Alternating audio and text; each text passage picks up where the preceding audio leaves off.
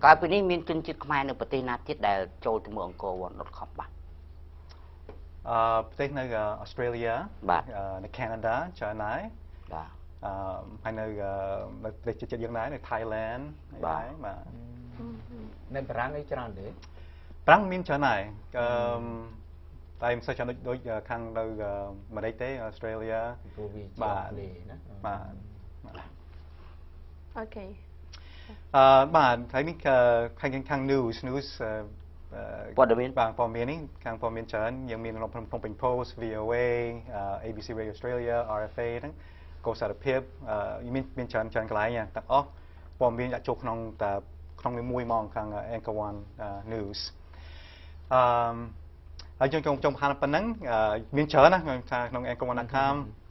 ព័ត៌មានច្រើនមែនតើតែញ៉ាំនេះចង់ឲ្យជួនរឿងខាង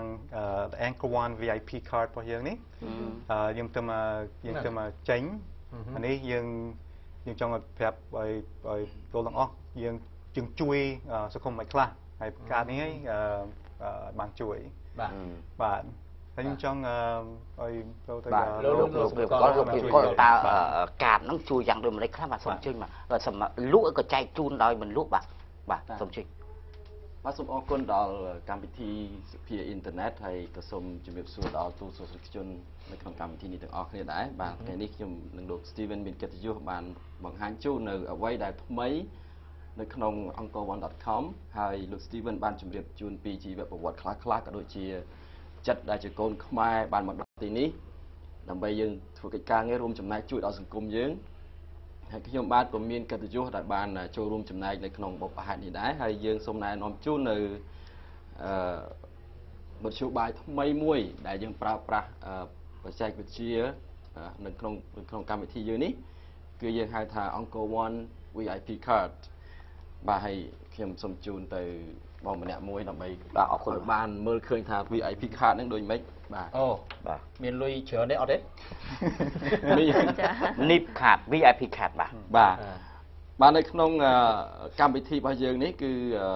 យើងទៅតែនឹងចាប់ផ្ដើមដាក់ជូនឲ្យប្រើប្រាស់មែនតើទៅដូចជាបាន2សប្តាហ៍កន្លងទៅហើយយើងមានឱកាសថ្ងៃនេះបានចង់ជម្រាបជូនទៅដល់ទស្សនិកជននិងប្រិយមិត្តបងប្អូនពលរដ្ឋជាពលរដ្ឋខ្មែរយើងទាំងអស់គ្នាឲ្យបានជ្រាបថាតើហេតុអីបានជាយើងប្រើ VIP card នេះសម្រាប់ចូលរួមចំណែកជួយសង្គមបាទនៅពេលដែល Anchor One មានវត្តមានមកដល់ទឹកដីនៃប្រជាណាចក្រកម្ពុជានៅពេលដែលមានវត្តមានលោក Steven ដែលគាត់ជា CEO ហើយខ្ញុំជានាយកប្រតិបត្តិគឺយើងមានទឹកចិត្តមួយថាយើងត្រូវតែរករូបមន្តណាមួយដើម្បីចូលរួមចំណែកជួយដល់សង្គមតែយើងក៏ដឹងដែរថាបើសិនជាយើងទៅ2នាក់ក៏យើងមិនអាចនឹងធ្វើឲ្យមានថាផលប្រយោជន៍ធំធេងគ្រប់គ្រាន់ដែរមួយទៀតប្រសិនបើយើងគ្រាន់តែជាក្រុមហ៊ុន Anchor One មួយក៏មិនអាចមានឥទ្ធិពលជួយគ្រប់គ្រាន់ដែរបាទអញ្ចឹងគឺយើងត្រូវការដៃគូជាច្រើនទៀតនេះជាបេសកកម្មមួយដែល Anchor One នឹងធ្វើដៃគូជាមួយនឹងអាជីវករជាមួយនឹងពាណិជ្ជកម្មដែលនៅមានវត្តមានធំនៅស្រុកខ្មែរយើងជាច្រើនរយនាក់ទៀតដើម្បីចូលរួមចំណែកជួយដល់សង្គមរឹតតែពិសេសទៅទៀតនោះគឺថាយើងនឹងអញ្ជើញបងប្អូនប្រជាពលរដ្ឋខ្មែរជាច្រើនម៉ឺនជាច្រើនសែននាក់ដែលគាត់នឹងមានកាតព្វកិច្ចចូលរួមចំណែកជាមួយយើងដែរតាមរយៈ Anchor One VIP card ខ្ញុំនឹងជម្រាបជូនថាតើយើងជួយយ៉ាងម៉េចបាទ VIP card នេះគឺ Anchor One ជាអ្នកបោះពុម្ពចេញមកហើយយើងចែកជូនទៅអតិថិជននិងប្រជាពលរដ្ឋខ្មែរដែលឥតគិតថ្លៃមានន័យថាយើងចែកជូនទៅគាត់ឲ្យតែគាត់មានចំណាប់អារម្មណ៍ចង់បានហើយគាត់មានគម្រោងនឹងប្រើវាយើងនឹងចែកជូនទៅគាត់ក្នុងឆ្នាំ2010នេះយើងគ្រោងចែកជូនដល់ចំនួន 50000 នាក់ដែលគាត់អាចជាអតិថិជនគាត់ធ្វើការឥឡូវចែកបានប្រមាណអ្នកហើយបាទឥឡូវយើងកំពុងតែចែកបដាជាបាន 3-4000 នាក់ហើយហើយយើងនឹងចែកបន្តទៀតកំពុងតែចែកហើយគាត់អាចជាអ្នកធ្វើការនៅអង្គការក្រៅរដ្ឋាភិបាលធ្វើការនៅក្រុមហ៊ុនឯកជនធ្វើការនៅស្ថានទូតធ្វើការនៅអង្គការសហប្រជាជាតិជាមន្ត្រីរាជការធ្វើការនៅតាមក្រសួងនិងស្ថាប័នរដ្ឋផ្សេងបុគ្គលិកក្រុមហ៊ុនក៏ដូចជាប្រជាពលរដ្ឋទូទៅជាអាជីវករកសិករបាទគាត់មានបំណងចង់ប្រើប្រាស់វាសម្រាប់ជាប្រយោជន៍បាទអញ្ចឹង VIP card នេះមានអត្ថប្រយោជន៍3សម្រាប់អ្នកប្រើប្រាស់ទី1គឺពេលដែលគាត់ប្រើប្រាស់កាតនេះ ទៅកន្លែងណាមួយដែលជាដៃគូអាជីវកម្មរបស់អង្គរវ័នគាត់ទទួលបានការចុះតម្លៃមានតែការបញ្ចុះតម្លៃណាមួយដែលយើងមានការឯកភាពគ្នារវាងអង្គរវ័នជាមួយនឹងដៃគូ បាទហើយនឹងផលប្រយោជន៍ទី3ដែលជាផលប្រយោជន៍មួយដែលយើងសម្រាប់ខ្ញុំនិងលោក Steven គិតថាមានតម្លៃណាស់តម្លៃជាងការបញ្ចុះតម្លៃទាំងអស់ហ្នឹងគឺថាយើងជាម្ចាស់ការនេះគឺមានឈ្មោះនៅក្នុងទុគេហទំព័រថាជាសប្បុរសជនដែលបានចូលរួមចំណែកជួយដល់ការអភិវឌ្ឍនៃប្រទេសកម្ពុជាដោយ angkor1.com នឹងដាក់ឈ្មោះម្ចាស់ការនេះនឹងចំនួនទឹកប្រាក់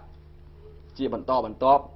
នៅលើគេហទំព័រអាប់ដេតហើយតិចទៀតយើងនឹងបង្ហាញជូនពីថាតើយើងដាក់របៀបម៉េចគឺថារាល់ពេលដែលគាត់ចំណាយដោយប្រើកាតនេះគាត់នឹងបង្ហាញកាតនេះទៅកន្លែងដៃគូគឺមានន័យថាគាត់មានឈ្មោះចូលទៅក្នុងកម្មវិធីសប្បុរសធម៌ដោយមិនចាំបាច់ដកថវិកាដើម្បីទៅចូលរួមនៅក្នុងកម្មវិធីនេះទេគឺយើងបាន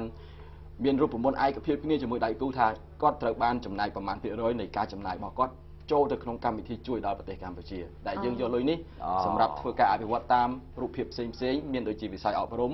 យើងអាចនឹងធ្វើជាបណ្ណាល័យមានជាកុំព្យូទ័រមានដាក់ជា internet connection ភ្ជាប់ internet ដែលឥតគិតថ្លៃយើងជួយផ្នែកក្មេងកំព្រាយើងជួយផ្នែកសុខភាពនិងផ្នែកសុវត្ថិភាពដូចនៅក្នុងគម្រោងបេសកកម្មនៅក្នុងផ្នែកសប្បុរសធម៌ដែលយើងមានបាទអញ្ចឹងនេះគឺជាអាហ្នឹងគឺវាអូតូម៉ាទិកហ្មង បាទ ណាយើងចូលឧបមាថាខ្ញុំទៅហាង ប្រើប្រាស់អ៊ីនធឺណិត ញ៉ាំបាយមកពេល បាទ ដែលមានឯកភាពជាមួយនឹង angkor1.com ប្រហែលជាមាន sticker ដើម្បីបិទថាឲ្យដឹងថាហ្នឹងហើយឲ្យដឹងថាកន្លែងហ្នឹងហាងហ្នឹងគឺបានមានចុះកិច្ចសន្យាជាមួយនឹង angkor1.com ហើយនឹងមានការធ្វើ discount បាទ ដែលបញ្ចុះតម្លៃក្នុងភាគរយណាដែលបានឯកភាពគ្នា ត្រឹមត្រូវបាទ ទោះជាប្រសិនតែយើងអត់មានកាតនឹងទេគឺអត់ទេគេគិតពេញ បាទគេ ដោយឡែកបានកាតនឹងហើយគឺបានទទួលទានអាហារឆ្ងាញ់ហើយក៏គេចុះភាគរយឲ្យទៀតហើយក្នុងនោះគឺមានភាគរយមួយទៀតមួយចំណែកទៀតចូលរួមនៅក្នុងការការនឹងអភិវឌ្ឍឬក៏ជួយដល់សង្គមដែលមាននៅក្នុងកម្មវិធី angkor1.com បាទជាការត្រឹមត្រូវបាទ បើចុះលោកអាចប្រាប់បានចុះថ្លៃនឹងចុះប៉ុន្មានភាគរយ បាទការដែលយើងចូលតម្លៃនេះគឺវាមានការខុសគ្នាទៅតាមដៃគូយើងនីមួយៗដូចជាកន្លែងខ្លះគាត់បញ្ចុះតម្លៃជូន 10% កន្លែងខ្លះ 8% កន្លែងខ្លះ 5% អីចឹងទៅបាទទៅតាមគេហៅថាកិច្ចព្រមព្រៀងរបស់យើងនីមួយៗបាទហើយខ្ញុំចង់ជម្រាបជូនដែរថាយើងសម្រាប់ក្រុមហ៊ុនអាជីវកម្មដែលគាត់មានបំណងចង់សហការជាមួយនឹង angkor1 សម្រាប់កម្មវិធីនេះគឺយើងកំពុងតែបើកចំហឲ្យគាត់ផ្ដល់ឱកាសជូនគាត់តាក់ទងមកយើងហើយយើងចង់បានអាជីវកម្មដែលមានគេហៅថាដែលខ្លួនគិតថាខ្លួននឹងមានលក្ខណៈល្អប្រសើរទាំងគុណភាពទាំងសេវាកម្មពីព្រោះ angkor1 ជាលំដាប់ពិភពលោកមួយដែរដូច្នេះយើងត្រូវការធ្វើដៃគូជាមួយនឹងអាជីវករឬក៏អាជីវកម្មដែលអាចផ្ដល់ជូននៅស្តង់ដារទាំងគុណភាពទាំងសេវាកម្មឲ្យមានលំដាប់ស្តង់ដារដែរដើម្បីយើងអាចធ្វើការជាមួយគ្នាបាទហើយយើងកំពុងតែស្វែងរកដៃគូបន្ថែមទៀតឥឡូវនេះយើងមានទីកន្លែងចំនួន20ជាងហើយដែលតិចទៀតលោក Steven នឹងបង្ហាញជូនហ្នឹងបាទសូមបង្ហាញបដាទៅពីព្រោះបាទលោកពេលកលអញ្ជើញមានប្រសាសន៍បន្តទៅណាហើយលោក Steven បង្ហាញនឹងបន្តទៅណាបាទព្រោះយើងពេលវេលាយើងគឺវាគៀកណាស់ហើយតើខាងក្រុមហ៊ុនហ្នឹងគេបាន